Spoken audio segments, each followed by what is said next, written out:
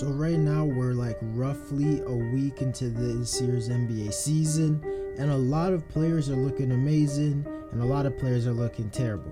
Kind of like how it always is. But as the season continues to go on, we'll start to know what level players are actually at and which players truly did make a leap this upcoming season when which kind of players took a step back.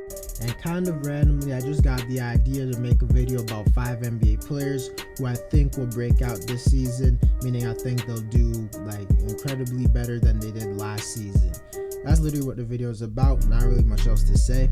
But before we get into the video, I ask you to drop a like on this video as it does help my channel grow. Subscribe to my channel if you want daily NBA content. Also, if you want to help me reach my goal of 2,000 subscribers. Also, drop a comment on who you think is going to be the biggest breakout player this upcoming season, because I'm kind of interested to know what you guys think. And play that intro.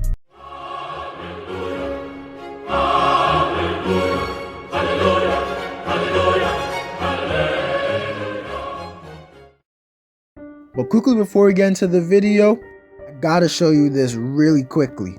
This is the new diversion water bottle. It's basically a water bottle where you can put stuff like your keys, wallet, and other kind of small items like in your water bottle that will make you lose it way less.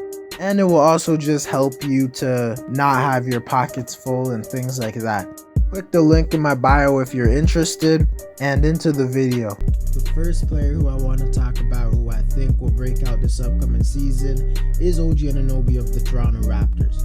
OG has been a guy who people have been expecting to break out like the last 2 seasons. He kind of did it last season where he averaged the most points in his career, but he had injuries for most of that year, so I wouldn't really count it. But this season, I truly think this is the season where he takes that leap to being a 20 points per game scorer. Because when you look at OG play now, he's unlocked like the ability to hit like step back threes. His ball handling is way more smooth and he doesn't lose the ball as much. He's definitely not an elite ball handler or anything like that, but as I said, he doesn't lose the ball, and he's a really good 3-point shooter, and he's just a very strong and athletic player and a great finisher, things like that. He's also a guy who knows how to cut and move off the ball.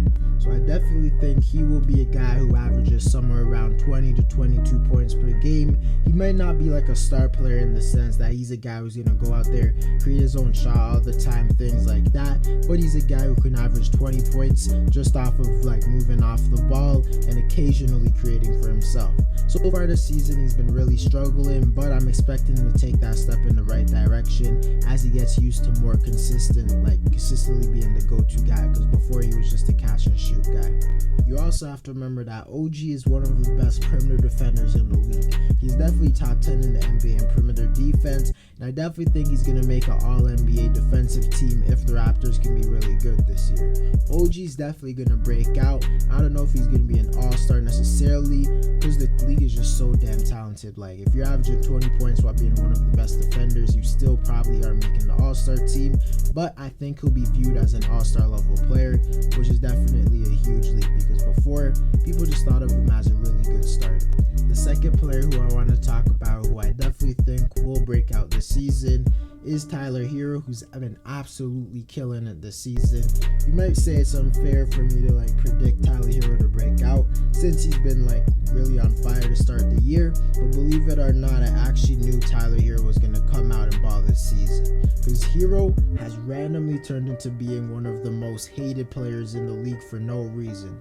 The biggest reason I think people hate on him is because in the bubble he went absolutely crazy. Then in his second season he didn't do as well as people were expecting. But I just knew with Tyler's mentality he was going to come back for blood this season. That's exactly what he's been doing so far, and I definitely think he's going to continue to do that. I honestly don't see any reason like why he wouldn't just continue to be playing great. Maybe he's not going to be averaging the same amount of points he is right now, but I definitely think he'll average over 20 points per game. With the Miami Heat getting Kyle Lowry, you probably could have assumed that Herro wouldn't have gotten a bigger role, but I honestly could see a world where Tyler Herro is this team's leading scorer, and at worst I think he'll be this team's 3rd leading scorer, because Tyler's just a very confident player. I think we all know that, but he definitely looks way more improved as a player, as he looks better when it comes to creating his own shot. He looks stronger when it comes to finishing at the rim, and I think he's going to be a better 3-point shooter this season. I really just hoped he improved like his IQ and became a little bit better of a passer and defender. But I definitely can see him breaking out this year. See him averaging somewhere around 18 to 22 points per game on really good efficiency, being an elite 3-point shooter. Even his defense is starting to look better. I definitely think Herro's going to be shutting up a lot of his haters. The third player I want to talk about who I think will break out is Kuzma, who was traded to the Washington Wizards this offseason. Kuzma is also one of the most hated players in the league because of the amount of stupid plays he makes and because of what he does off the court, and because Lakers were just disappointed with how he was playing. But in my opinion, I thought it was pretty obvious that Kuzma was going to take a leap, because don't forget, in Kuzma's early years on the Lakers, he was a guy averaging around 16 to 18 points on solid efficiency. He was a guy who was able to create his own shot, a guy who could shoot the three at a good level and just be a good overall scorer. But when Anthony Davis came, it was pretty clear that he lost a lot of his confidence and he got his role reduced. But on a Washington team that is desperate for players who could just put the ball in the basket outside of Bradley Beal, I just clearly knew it was clear as day that Kuz would go back to playing how he was on the Lakers. And I think it's pretty obvious that he's gotten better since then, because in his Lakers days he's obviously improved. So I definitely thought Kuz would be a little bit better than he was in his Lakers days on this Wizards team. And even though people like to talk trash about him, I can tell Kuzma is a player who works hard. I'm not here saying Kuzma is going to be a guy who averages like 25 points per game, like he said in that one interview, but I actually do think Kuzma will average somewhere around 18 to 22 points per game, and I think he's going to be a much improved 3-point shooter and just look better, create his own shot, being a guy who handles the ball and things like that. So far this season, he's actually been grabbing a lot of rebounds, so maybe that's something he improved. Nonetheless, Washington really does need Kuz to be good this season, because I think they're going to be trying to make the playoffs alongside Bradley Beal, and if the Wizards make the playoffs, I expect Kuz to have some part in that. The fourth player I want to talk about who I think will break out this upcoming season is Miles Bridges of the Charlotte Hornets. Bridges has always just been viewed as a player who's a great dunker, but last season he proved that he was way more than that, as he was a very versatile and just a good defender, along with being a really good 3-point shooter, as he did shoot over 40% from 3. But so far this season, he's just been getting a bigger role, and he's shooting way more contested threes and doing more off the dribble stuff. I'm not saying Bridges is going to go out there average 25 points per game, because this is actually a very talented Charlotte team that I think will have multiple players averaging 10 points or more. So I don't even know if the system he's playing in will allow him to average over 20 points. But what I do know is that Bridges will take a significant leap this season. I think he's definitely going to improve box score wise, and I think he's just going to be a way better player. I think he's going to be a guy who averages 16 to maybe even 20 points per game, because his handle just looks way more improved now. I think he's going to turn into one of the best defenders in the NBA. He might make an all-NBA defensive team, because what people forget is that you can take a leap on offense, but you can also take a leap on defense. Last season, Bridges was a good defender. I think he has the chance to turn to elite defender. I honestly see Bridges maybe even being the second or third best player on the Charlotte team. I don't think he's gonna make the all-star team. The league is just too damn talented, but I definitely think he's gonna be a player who's in contention for the most improved player award.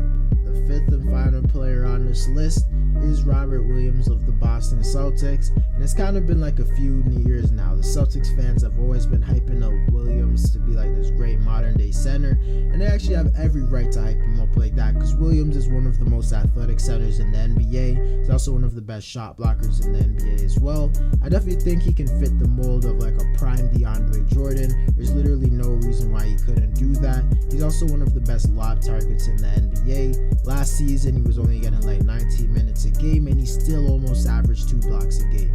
He was averaged 1.9 or something. But so far this season, he's been playing more than 35 minutes per game.